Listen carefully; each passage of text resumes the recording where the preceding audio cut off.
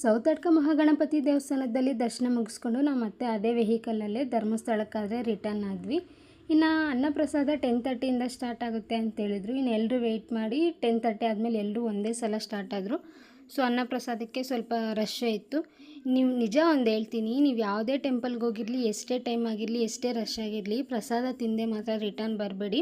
ಯಾಕಂದರೆ ದೇವ್ರ ಪ್ರಸಾದ ತಿನ್ನಬೇಕು ಅಂತಲೇ ನಮಗೂ ಸಹ ಅದೃಷ್ಟ ಇರಬೇಕಂತೆ. ಕೆಲವು ಸಹ ನಮಗೆ ಕುಕ್ಕೆ ಸುಬ್ರಹ್ಮಣ್ಯ ಸ್ವಾಮಿ ದೇವಸ್ಥಾನದಲ್ಲಿ ಪ್ರಸಾದ ಆದರೆ ಸಿಗಲಿಲ್ಲ, ನಾವು ಹೋಗೋಷ್ಟೊತ್ತಿಗೆ ಪ್ರಸಾದ ಆದರೆ ಕಂಪ್ಲೀಟ್ ಆಗಿತ್ತಂತೆ. ಸೊ ಕೆಲವು ಸಲ ಹಂಗಾಗುತ್ತೆ. ಇನ್ನು ಈ ಟೇಬಲ್ ಸೆಟ್ಟಿಂಗ್ ಅಂತೂ ನಂಗೆ ತುಂಬ ಇಷ್ಟ ಆಯಿತು. ಇನ್ನು ಹೋಗಿ ಕುತ್ಕೊಂಡು ಸ್ವಲ್ಪ ಹೊತ್ತಿಗೆ ಪ್ಲೇಟ್ಸ್ ಆದರೆ ಸರ್ವ್ ಮಾಡಿದ್ರು ಅವರೇ. ಪ್ಲೇಟ್ಸು ಮಾತ್ರ ಕ್ಲೀನಾಗಿತ್ತು. ಇನ್ನು ಪ್ಲೇಟ್ಸ್ ಕೊಟ್ಟಾದಮೇಲೆ ಫಸ್ಟ್ ಸ್ವೀಟು, ಆಮೇಲೆ ರೈಸು, ಸಾಂಬಾರು, ಲಾಸ್ಟಲ್ಲಿ ಮಜ್ಜಿಗೆ ಆದರೆ ಇಟ್ಟರು.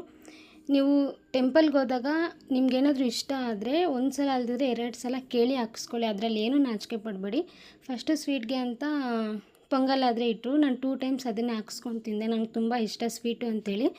ಇನ್ನು ಜೊತೆಗೆ ಹಲಸಿನಕಾಯಿ ಪಲ್ಯ ಟೈಪು ಆದರೆ ಹಾಕಿದ್ರು. ಇನ್ನು ಅದೆರಡು ಆದಮೇಲೆ ವೈಟ್ ರೈಸ್ ಆದರೆ ಸರ್ವ್ ಮಾಡಿದರು. ಇನ್ನೊಂದು ವಿಷಯ ಏನಪ್ಪ ಅಂತಂದರೆ, ಪ್ರಸಾದ ವೇಸ್ಟ್ ಮಾಡೋಕ್ಕೆ ಹೋಗಬೇಡಿ. ನಿಮ್ಗೆ ಎಷ್ಟು ಬೇಕೋ ಅಷ್ಟೇ ಹಾಕಿಸ್ಕೊಂಡು ತಿನ್ನಿ.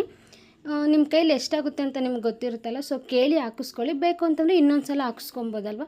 ಸೊ ನಾನು ಅಂಕಲ್ ಅವ್ರಿಗೆ ಫಸ್ಟಲ್ಲೇ ಹೇಳಿದೆ, ನನಗೆ ಸ್ವಲ್ಪ ರೈಸ್ ಆದರೆ ಇಡಿ ಅಂತ.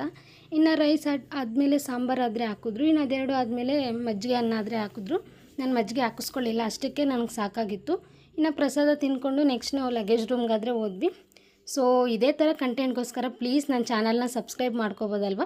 Thank you for watching this video. Thank you once again.